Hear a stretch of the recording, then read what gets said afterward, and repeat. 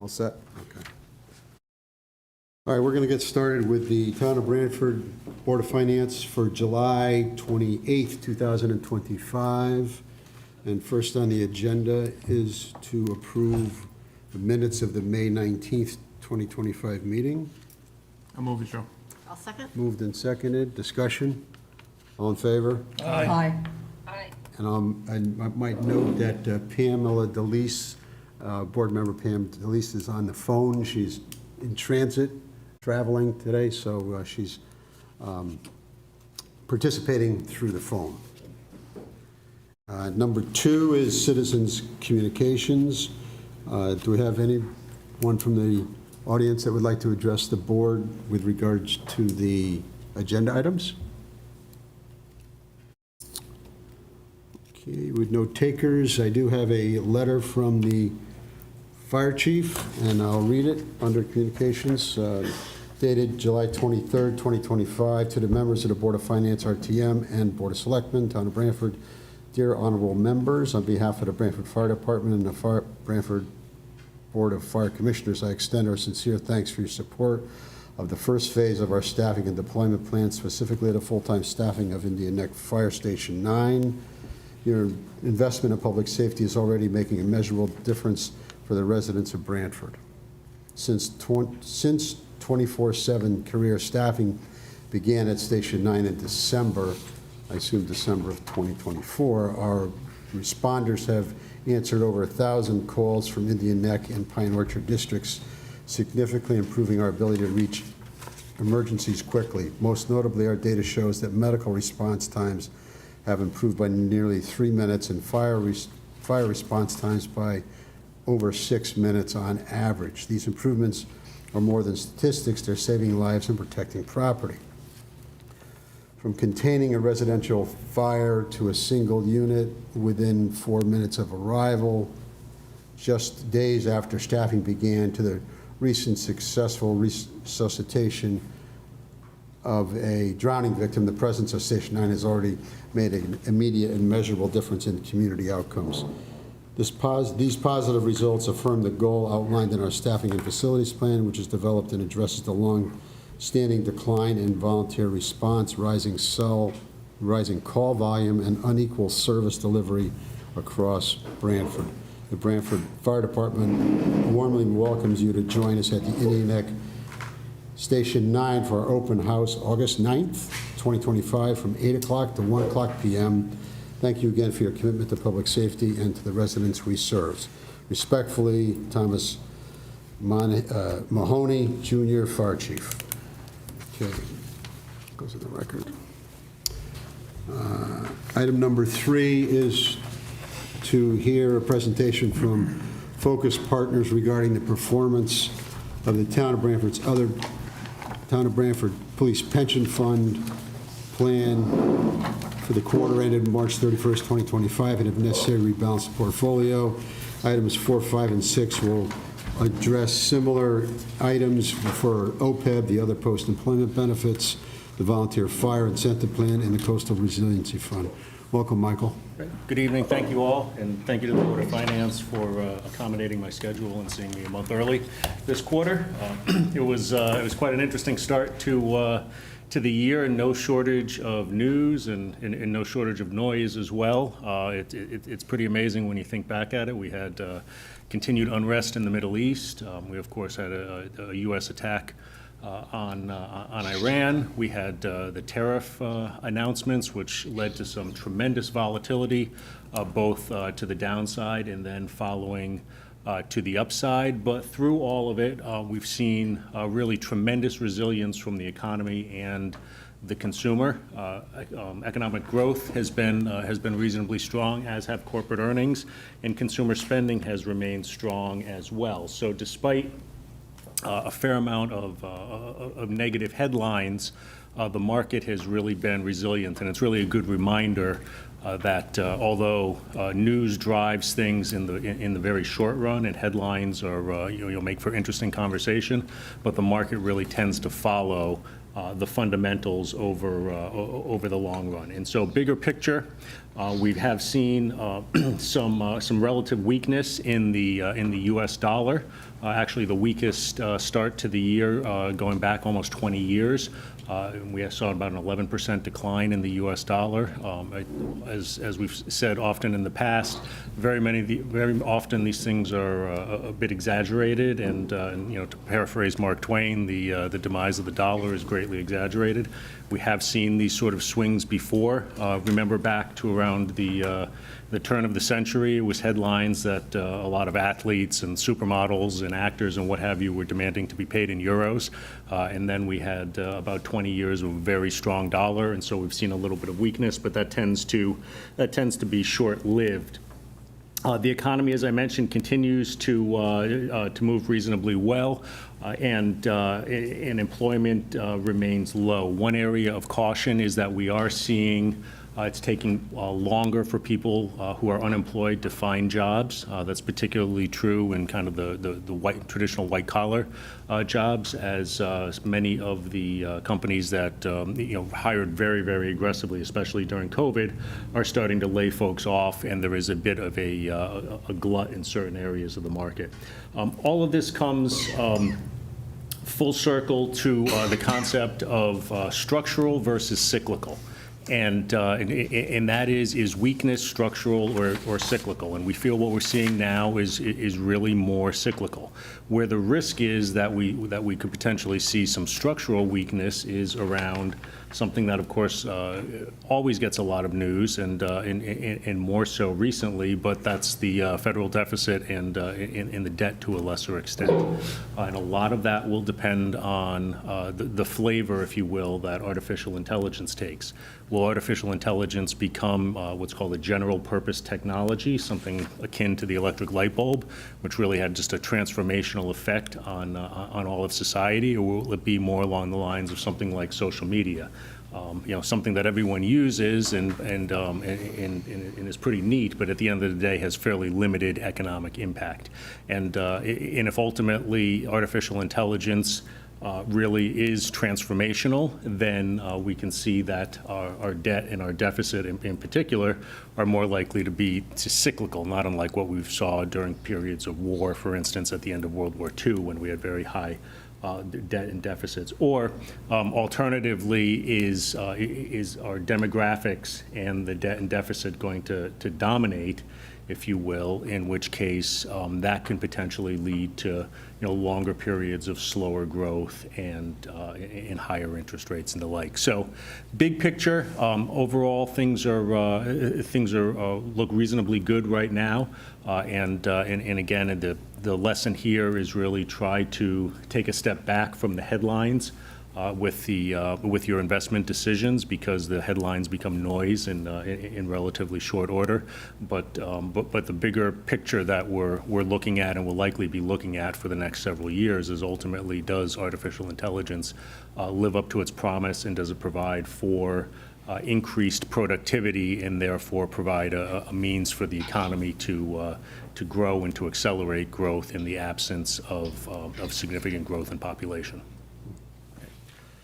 So, big picture, we had a good start to the year despite all the volatility, and for the first time in quite a number of years, diversification really worked.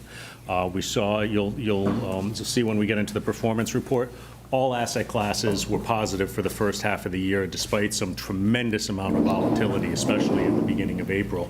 And if we start in our book, please, on tab 2, page 15, we'll start with the 35,000-foot view on page 15, and we see that the long-term annualized return for the town of Branford police pension has been 5.72%, a little bit behind the benchmark, which has been at 5.83%. However, that's come with about 7% less risk, as defined by the portfolio beta, which is at 0.93, and therefore our alpha, or risk-adjusted return, or value added, you may call it, is slightly positive at 0.02.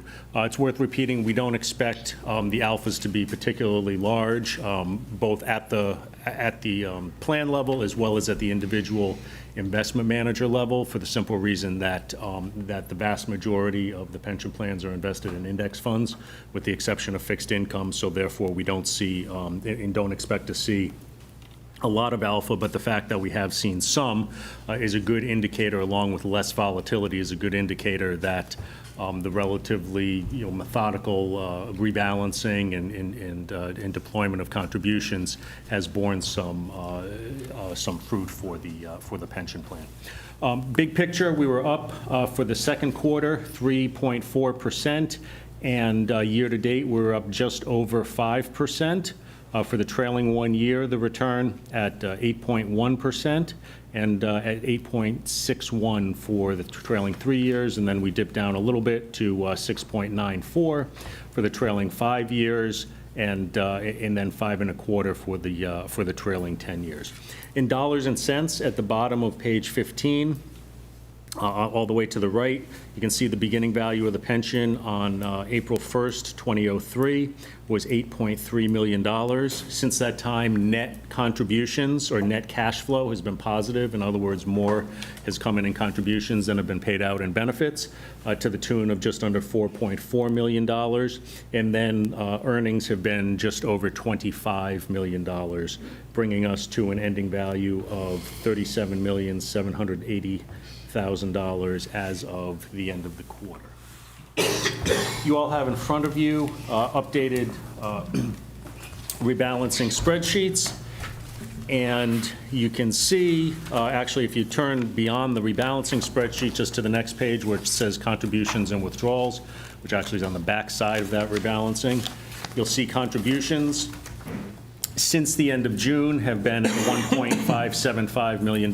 Withdrawals, basically a month's worth of benefit payments at $233,000. And then we've had earnings to the tune of $1,368,000, so bringing total market value increase to $2.7 million. And you'll see at the bottom in the center there, it says current value $37,039,000. It's noteworthy that does not include $2.1 million that is currently invested in a short-term treasury bill. That was from the excess contribution that was made in the spring, and we are waiting for the actuary to put together the valuation before that is invested, because we want to take a deeper dive into the updated liabilities before we make a recommendation as to how that's invested. So that's currently sitting in a T-bill, collecting interest that's scheduled to mature towards the end of the year. Going back to the previous page, you'll notice we're slightly overweight in fixed income, underweight in equities, and overweight in cash. As you probably surmised, both because of the time of the year as well as because we have that money in the T-bill that we're waiting on the actuary for their valuation to be completed before we make a recommendation.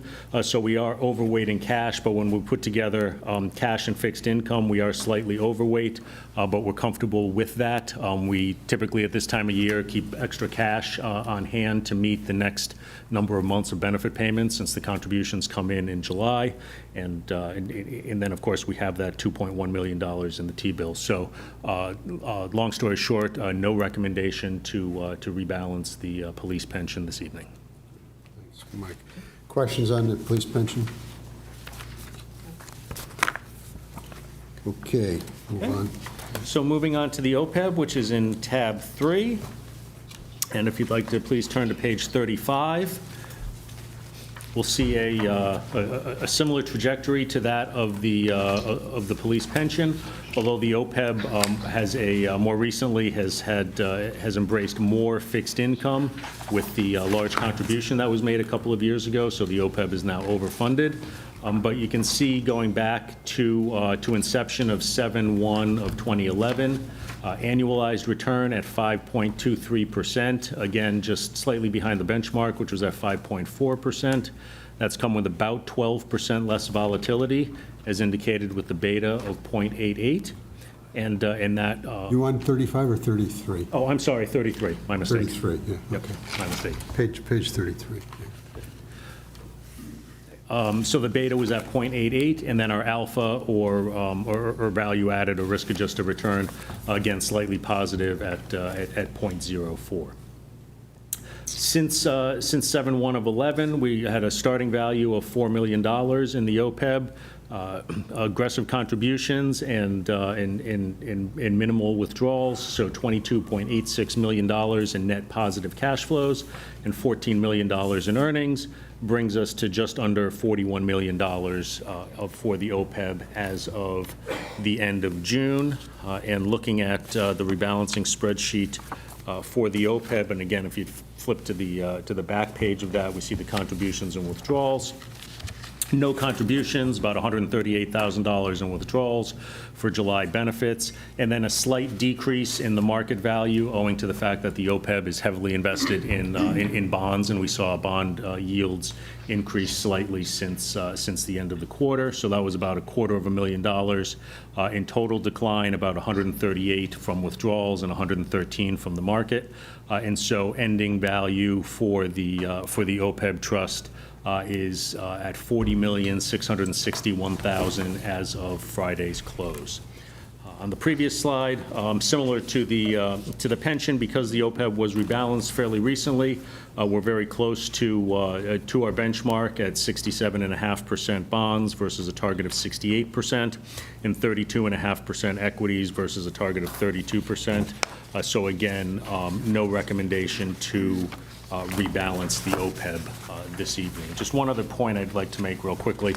On page 31, at the bottom where you see it says fixed income SMA par value, this is something we have just started including in your report. But this gives you an idea as to what the par value or the maturity value of the bonds are in the underlying bond portfolio. So although we see bond values and bond prices go up and down quarter to quarter, this is their maturity value, and it's kind of noteworthy. You'll see if you look up a couple of rows from the bottom, about $24.687 million in market value, but that par value at $25.9 million. So you have about $1.25 million or so that will naturally appreciate in the bond portfolio to its maturity. All right, thanks. Okay. That's good. Questions on OPEB? Okay, great. So moving on to tab 4 for the volunteer fire, and on page 50, taking a look at the same statistics and much very similar to the other asset pools. Our annualized return for the fire pension since 12/1 of 15 has been 6.18% versus a benchmark at 6.5%, and that's come with about 6% less volatility. So our alpha there is right at 0. In other words, we've had a risk-adjusted return exactly as we would expect based on the volatility that's been incurred over the past almost 10 years since the volunteer fire was separated from the broader police pension. And we can see at the bottom right of page page 50, since 12/1, started with a beginning market value of $55,000, net cash flows of $1,078,000, and earnings of $758,000, bringing us to $1,893,000 as of the close of the quarter. Since the end of the quarter, on the volunteer fire contributions and withdrawal sheet that you have, contributions of $40,000, withdrawals of $4,300, and then earnings of $61.8 thousand, excuse me. So total increase in the value since the end of the quarter is at $97,000, bringing us to a value of $1,953,000 as of the end of last week. And then on I think it's on a separate page, but similar to the police pension, a little bit overweight in cash and a little bit underweight in fixed income, and right on target with the equities. And similar to the police pension, we've historically left excess cash at the beginning of the fiscal year to eliminate some of that volatility of having to sell monthly. And so again, that excess cash, no recommendation to rebalance the portfolio this evening. Thanks, Mike. Questions on the volunteer fire incentive plan? Okay. Okay. And then, so we can wrap up in tab 5 with the Coastal Resiliency Fund.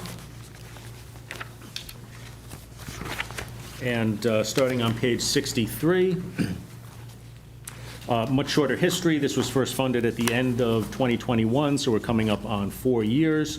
But we can see that the annualized return on the top right of page 63 has been 3.21% versus a benchmark of 2.88%, and that's come with about 10% less volatility, as noted by the portfolio beta at 0.9.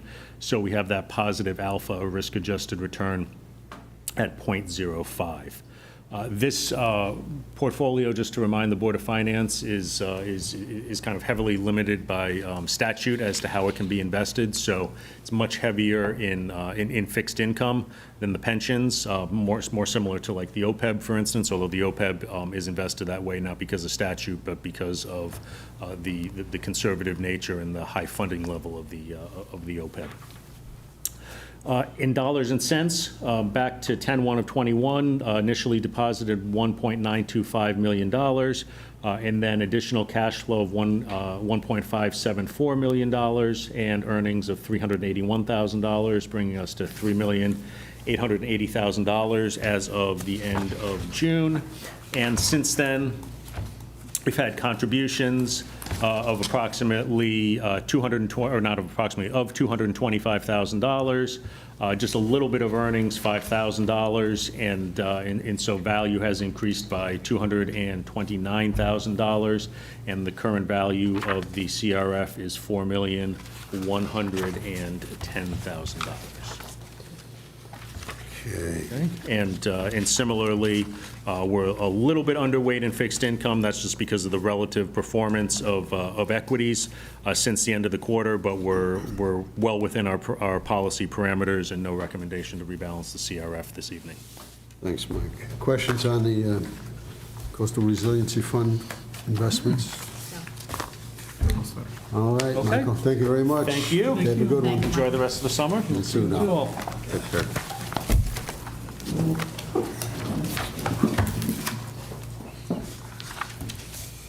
Okay.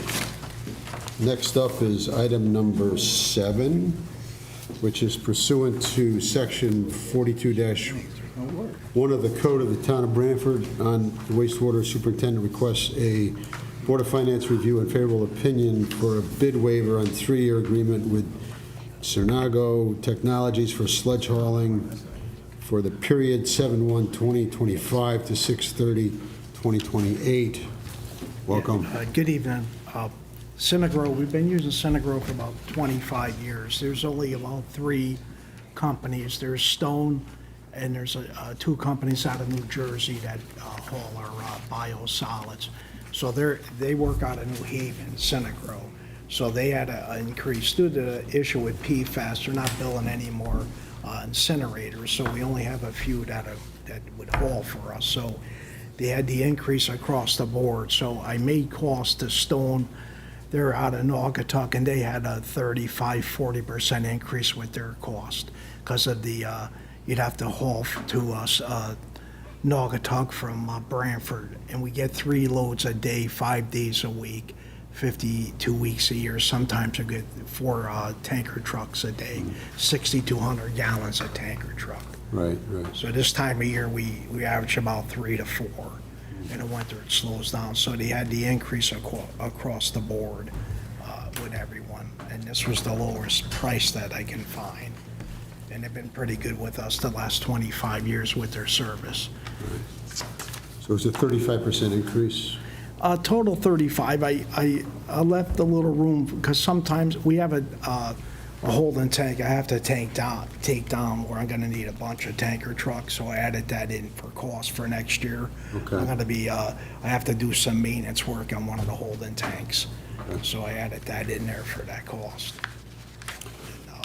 We have a new septic receiving unit that it's been generating about a 20% increase of revenue. That's also has been helping us with the tanker trucks because we're getting a 6% solid out of the facility. The larger the solid, the less tanker trucks we need. So we'll go down to a 3 on the tanker trucks, the volume of trucks a day. There's where the savings comes in. Gotcha, okay. Questions from the board on this extension? It's a 3-year extension. Yes, Now, do you have the money in your budget? yes. You do for Yes. this? Okay. Pam, any questions? No questions. Okay, so I will read a proposed resolution. Resolved that pursuant to 42-1 of the Code of Town of Branford, the Board of Finance recommends that the Board of Selectmen approve a 3-year agreement with Sonargo Technologies for the hauling of sludge from the wastewater treatment plant. Somebody could move that if they want. I'll second. Moved and seconded. Discussion? All in favor? Aye. Aye. I just might mention that you had presented this to the board prior to July 1st, but we didn't have a meeting in June, so. Thank you, Brian. Okay, thank you very Keep up much. the- I appreciate it. Keep up the great work. Appreciate it. Okay, item number 8 is to hear an update on the James Blackstone Memorial Facilities Assessment Study. Hi, Katie. Welcome. Thank you. Thank you for having me here tonight. I wrote a letter to the board with some updates, and that was included in the packet. And as I stated in the letter, after the February meeting, where $400,000 was assigned for anticipated repairs to the Blackstone Library, the Board of Trustees Building and Grounds Committee determined that we needed a comprehensive facility study to really understand the full scope of what the state of the building is and what repairs might be necessary. We want to be thorough so that we can identify the full scope of the issues that we're experiencing. And we know we'll need to develop what will have to be an ongoing multi-year intervention program. We do already have valuable insights into what we might expect regarding the water infiltration from below, given the work being done at the police station. The police department and Branford Blackstone Library share subterranean topography. The difference is that we'll need to orchestrate work in a manner that allows us to continue serving the community while this work is being done. We posted a request for qualifications at the beginning of July for a public bid. That RFQ was included in the meeting packet. A link was included in the RFQ to the document that we had supplied to the town, the Board of Finance, with the initial outline of the issues that we're facing: water infiltration, possible abatement, HVAC issues. Since posting the RFQ, we held a non-mandatory building walkthrough for any interested architecture firms. About 5 architecture firms came out to be represented, and the deadline for submitting their qualifications for consideration is Wednesday. So after that, committee will review the submissions, select the top 4 firms to interview, and then we can make a decision to find the best one for this project. We are anticipating that the potential remediation projects will be costly, and we know that we'll need to work closely with the town to come up with a funding plan once we have more details. I'll keep you all apprised as things progress so that there are no surprises. We're just really trying to get ahead of projects so that we can plan for funding in an intentional way. We appreciate your commitment to the library, your partnership to help us address the issues. So I just thank you for taking that first step to earmark funds for this critical project. Okay, questions from the board on this? Pam, any questions? Nope, no questions. So, without giving anything away, what's the range that you might be looking at to hire a professional architect on this to get this study done? Do you have any idea? I really have no idea. I'm guessing $20,000 to $50,000, but I really have no firm number. I'm going to hold you to that. Okay, and then, okay, and so have any of these items, again, just refresh our memory maybe? I know there's been a water issue, we tried to Yep. address, and I think each time we kind of get a presentation. We think that we're close to, solving things or resolving things, but it seems like there's always something that's popping up with this beautiful building. But The building is beautiful. Yeah, the biggest water issue is the concrete slab of the basement floor. We noticed about 2 years ago, parts of the carpet tiles were coming up. The gypsum subfloor has been spalling. So we went back to the people who had laid the floors during the 2018 renovation. They came out and took a look, and they were going to do testing, but they said they thought it was, without a doubt, water had come up from the bottom, pushing salts and minerals up through the concrete, and that was dissolving this gypsum subfloor. So they gave us a big proposal to grind the concrete down, add a vapor barrier, relay it.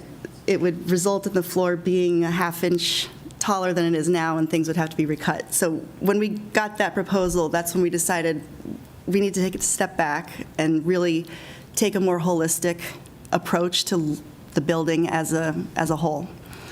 the water's coming in from the bottom. On that bottom layer, yeah, it's not pooling water, Right. but it's pushing these, Right. what we think is it's pushing the salts up and affecting that top layer of the concrete. Jamie, has the engineers looked at this? Well, the town engineer is part of the committee that's been looking at it. I don't know, other than bringing the contractor in, if they've had any design engineers come in to kind of see what the cause is and do that. I think would be the next step in terms of before they Okay. design a remedy. This is, as Kate said, I mean, we've been dealing, as you stated, Joe, many years with trying to address water issues, and that was Right. really up on the roof and coming Right. through the envelope of the building. This is something that they've been experiencing just for the last year or two. 2 years. We were made aware of it this past Okay. year before right before the budget process. So something has changed, or something new is, Well, the only, what's changed is you put the addition on, right? yes, yeah. Yeah, which No, included- I mean, in terms of Which the included- water table. which Right, I but it don't know if that's, included site work at the piece, other than the water table rising. right, I don't know what's driving Right. that, but, as you're aware, we're in the midst of the police station project, which is, much lower elevation than what they're experiencing, but we're addressing a moisture water issue too with that slab, Right. right? Similar, the salts were very high, coming up, pushing up through the minerals and the Right. salts were coming up into the top of the slab. So we're not sure if it has anything to do with the construction. No, I think that's where you need to have somebody come in and actually, So that's one of Do the some issues we're tests. seeing at the police station is the quality of the work, original work. Okay. And so when do you anticipate bringing an architect on board, in the fall sometime? Yeah, we're hoping to choose the firm by mid to late August, and hopefully get that work started in September. Okay. All right, good luck, keep us posted. Thank you. Thank you. Thanks. Thank you. Okay. Item number 9 is to hear a request from the tax collector to approve suspense list for 2019 grand list year for motor vehicle supplement, personal property. Welcome, Robert. Good evening. The tax office is submitting a request to place accounts from the 2019 grand list into suspense, along with additional uncollectible accounts from the 2008 through 2023 grand list.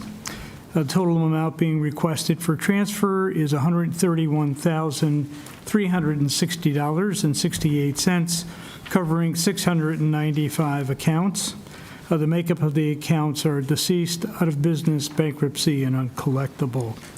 A correction to the tax suspense affidavit under personal property, which I've given everyone a updated copy, is to reflect an increase on the personal property side from $3,876.24 to $31,360.68. Reflecting that increase for the affidavit, so that's correct. The personal property listing that's included in your attachment is accurate and doesn't require any changes.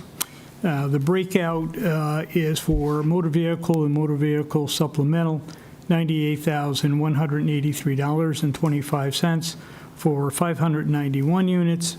Personal property, $31,360.16 for 103 units. And real estate, which again is unusual to have this in a suspense model. This is a mobile home for $1,654.16. Again, it's one unit. It was taken by the park owner under a 2180 action through the housing court, which extinguishes all liens and taxes due on the unit, and the mobile homeowner takes possession. This was a 1970s model, so again, this was an abandoned unit and past due on rent, so it was actually scrapped. Collection of suspense account effort continues with our third-party providers, Tax Serve and National Recovery, as well as our own in-house collection efforts. Our collection rate for GL23 currently is at 98.98 without the additional posting of the suspense accounts and payments that were made to the system of record that were rejected and were not posted till July 1st. So it's still floating around. I believe we'll be at the 99 plus mark for the 2023 GL year. In addition to our collection enforcement, we've completed the following. Number 2 and number 5, Indian Neck Avenue for real estate in the amount of $312,387.12 for real estate. Personal property, $106,433.11, as well as sewer utility for $9,377.43, making a total payment of $328,197.66, which was scheduled to settle on or before June 30th, 2025. However, the settlement didn't take place until July 18th of 2025, and related counts of 4 and 6 Indian Neck Avenue will be settled in August through a 1031 exchange. The balance on that is about $37,247. And that is it. Any questions? Go ahead. Do we use the state marshals for wager bank executions for? All the time. Okay. Yeah. Yeah, especially on the motor vehicles. Again, you know, if you're looking at a GL of 2008, 2009, those motor vehicles are not around any longer. So we end up either making some sort of a payment arrangement with them or we look to a bank execution. And or if we're lucky enough they can't register a new car, it pops up at some time, but not always. Gotcha. Thank you. Okay, other questions on the suspense list? Somebody want to move this? Move it. I'll second it, Joe. Motion's been made and seconded. Discussion? Pam, you all set? All set? All in favor? Aye. Thank you. Thank you, Robert. Next up is to discuss an investment strategy proposed by the finance director of the town's, for the town's general fund investments. Jim? Yes. Yeah, thank you, Joe. You'll see in your package there's a letter, and so just kind of a brief overview. You know, probably what some of you have noticed is that, you know, rates have started to drop from where they were a year ago. And we can kind of argue about whether that trend's going to continue or not, but the consensus is that the rates will still continue to fall. And so looking at, the way that the town invests its dollars, we pretty much focus on, the general principles of what they call SLI, safety, liquidity, and yield. And a lot of our investments are on the shorter term side.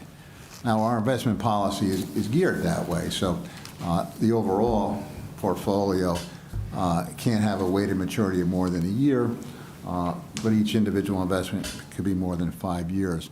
So part of the thinking is, well, should we be looking at ways to take a portion of our dollars and, because we know that we have a healthy fund balance, for example, and should we go out on that 3, 4, 5 year scale? And in doing so, we would basically be immunizing a piece of the portfolio to a falling rate scenario. Obviously, if we encounter a rising rate scenario, we're also well positioned because still most of our investments have short-term maturities. And so that's a strategy that I've been thinking about, and more recently, Joe and Harry have been thinking about. I went to a conference, and they were actually presenting similar ideas of starting to really look at, positioning yourself out on the curve a little bit. So I actually, walked up, introduced myself to the people. It's a company called the Baker Group. Myself, Joe, and Harry have had a couple of Zoom calls with them. They do some municipalities in Connecticut. So we're in the process, or I'm in the process of checking with their references, checking their registrations, seeing if there's any complaints. But basically, that's what we're looking at doing. So there's no recommendations tonight. It's still a work in progress. But the thinking is, when we come back, we'd either be making a recommendation to go with these folks or not, and we'd be making a recommendation as to sort of the limits as to what we might put in that. And so that's what we're working on.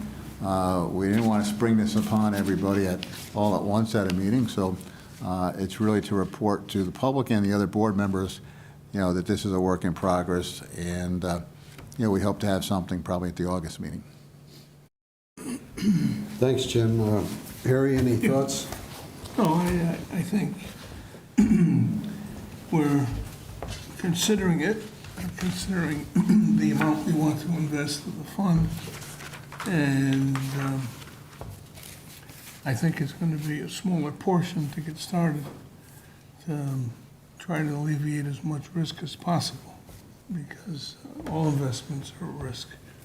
And so, we're looking at what's called the laddered approach, where if we took 5 million or 10 million that we put in a piece at a time, and the ladder can go up or down, and put it to work.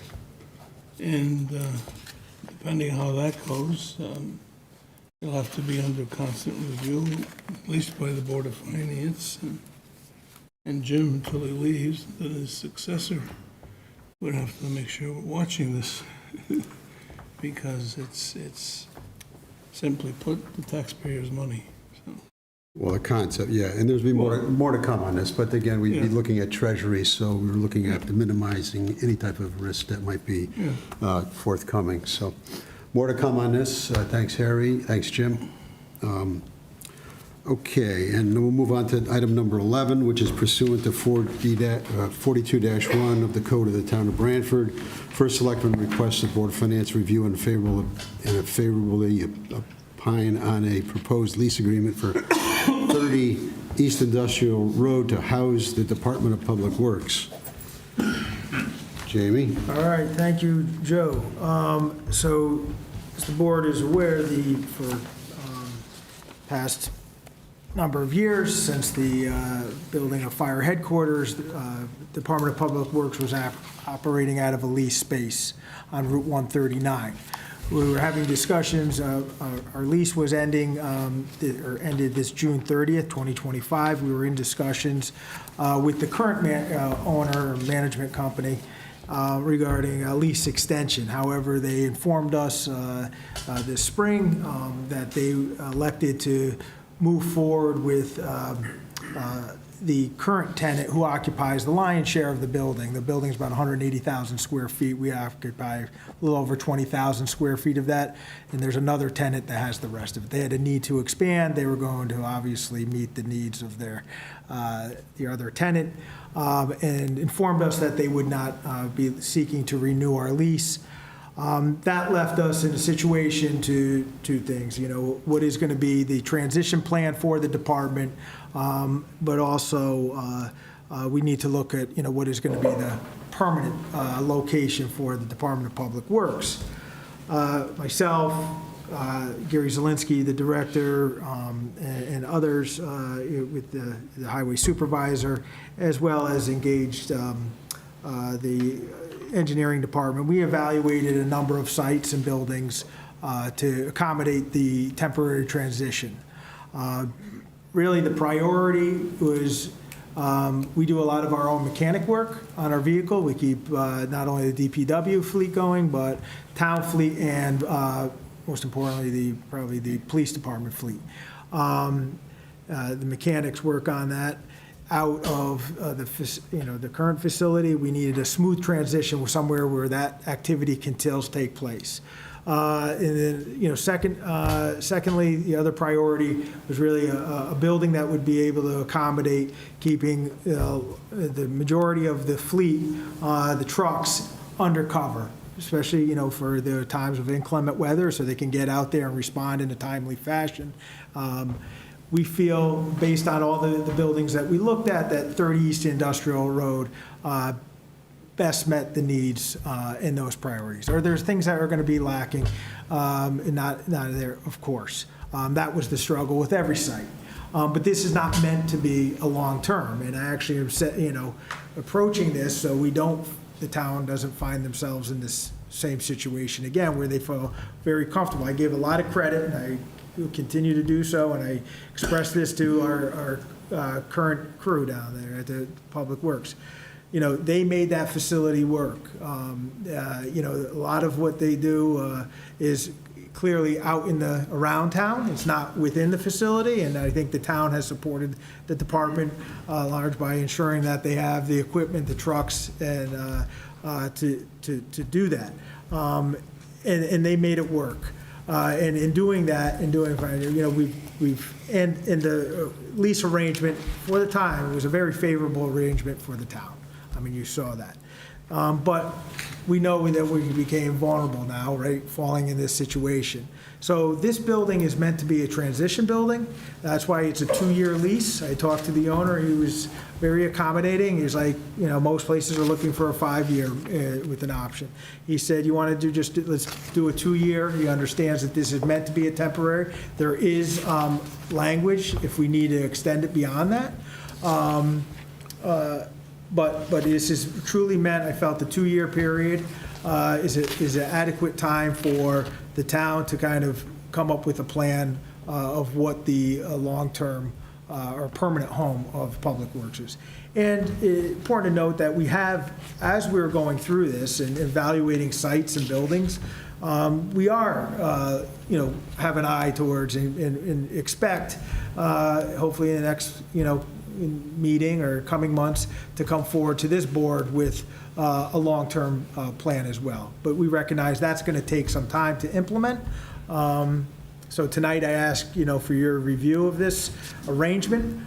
This was before going to the Board of Selectmen for action, and then hopefully execute this lease so we can finish the move this coming month. I provided the board with the lease proposal letter that gives a very thorough, gives a pretty good outline of the terms of the agreement, as well as the draft lease. That lease is currently being reviewed by town council as well. I have not heard back in terms of any recommended changes. It was pretty boilerplate language, but however, it's still doing our due diligence and having that reviewed as well. That's good, Jamie. A couple of questions. As far as vehicles outside, there was something in the lease that mentioned Yeah, that. so I think what the concern was, or is from the owner, and rightfully so, is, they looked at kind of went down toward our current operation and saw, the amount of old vehicles that are, prior to us disposing of them, they kind of land there as in the lot. It becomes, Public Works it becomes the area, for all the town departments in terms of getting rid of, old equipment, vehicles. It lands at Public Works. We are actually, now this is a good, opportunity for us to really evaluate in terms, and Public Works will hold an auction. They have one coming August 2nd, starting at the 139 facility, and they'll be moving up at the closure of that up to the transfer station facility. So public is welcome. You can bid on a vehicle or some old equipment. But he didn't want to see that level of activity in terms of just being a dumping ground for the old fleet. Most of our fleet will fit inside. We have really started to move without even having a place a couple months ago. Once again, a lot of credit to the department in trying to approach this in an orderly fashion, making arrangements. Gave us a good opportunity to kind of assess, our inventory, what we have, kind of, thin out some things that we haven't used or is end of its useful life that may have lingered on beyond, that we expected. But it gave us a good opportunity too to look at. We have a current facility up at the transfer station that we've been beginning in the backside. There's a set of bays. This gave us an opportunity to really assess that building, and I think the building still provides value to the department, not only to Public Works, but I know some other departments have stressed a need for storage space, and with little attention to it, which we're giving. We're kind of cleaning it up, cleaning around the building, addressing some door issues, utilizing that storage. So we're fortunate that we have not only that open space, but we have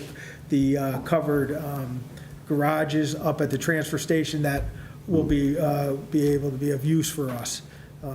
So we feel that this building, like I said, why we want to go there, doesn't have the outdoor storage space, Joe, on the board, but the priorities were really the mechanics to keep the fleet maintained and covered condition. And it has, we will make some slight modifications to the building to accommodate us. Right.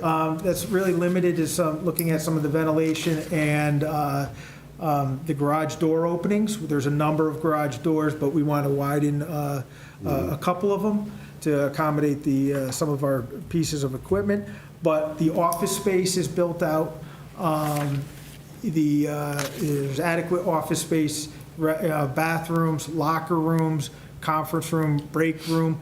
That it's built out already, and we toured it with the department, and they evaluate it, and we feel with minimal cosmetic work we might just do, we're not going to put too much into it, but just to kind of have it addressed, we can really move right. It's almost turnkey. Okay. And we're responsible for the systems, so are the systems in pretty good shape? Yeah, so we actually engaged an architect. We're having systems evaluated right now to see, but really primarily on the HVAC, et cetera. Yeah, in the ventilations. Gotcha. Okay. Thanks. Questions from the board on this? Yes. Harry? So are you going to leave a memo on your desk? You got a 2-year lease, correct? Yeah. With an option for extending.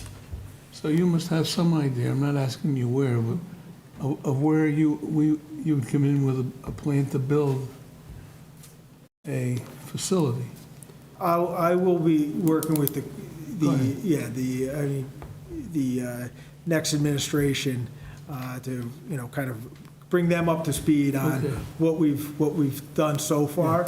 I'm hopeful that there'll be a plan that we can start to discuss even before the next administration. I'm here until November 17th, Harry, so. Harry is still in charge. But again, when we said, listen, because we were actually also, the current owner, when they said, listen, they were committed to that space, one of the things that we did go back with them was like, if they would look at expanding, they have a large parcel there, their footprint, to accommodate us. And they went through an exercise with, looking at that. We were not only looking, for the temporary, the transition space, but I would say, we're also, what is the plan? What is the plan for, and this is kind of a swing space. I don't want to set up the town to kind of there's a sense of complacency with what we have and what we can do. Like, I think we all kind of get our oars rowing in the same direction and to find the permanent plan for it. Ideally, what would you look at as future square footage and size?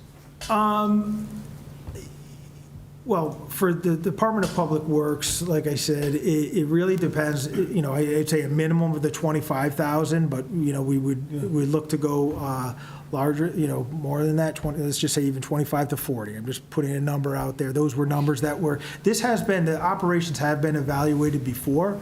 The town has issued an RFQ for, going back to when they first ended up moving there, evaluated. There's a committee that had looked at it and evaluated the department's operational needs.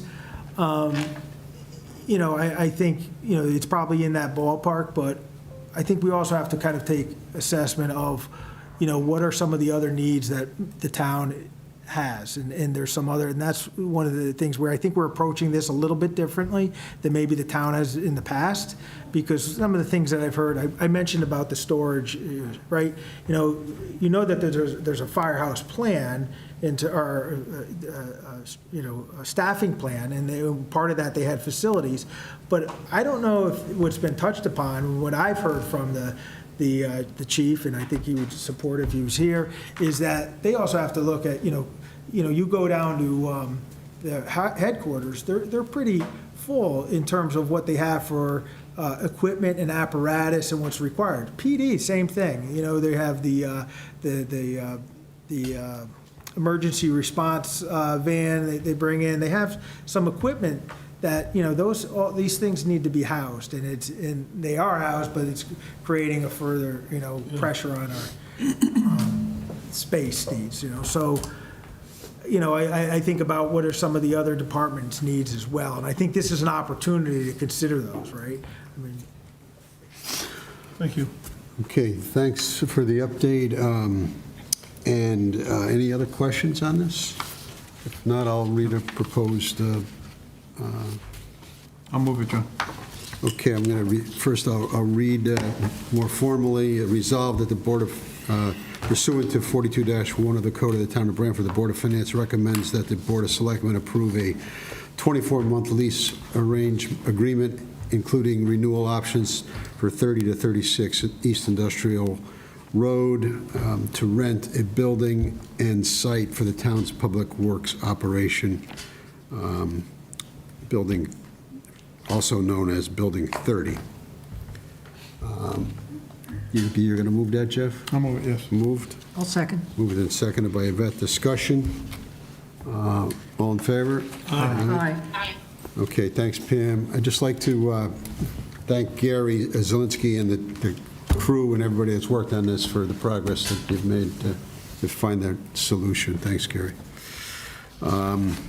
And number 12 is adjournment, but before we adjourn, I just wanted to mention that this is Pam DeLisa's last meeting.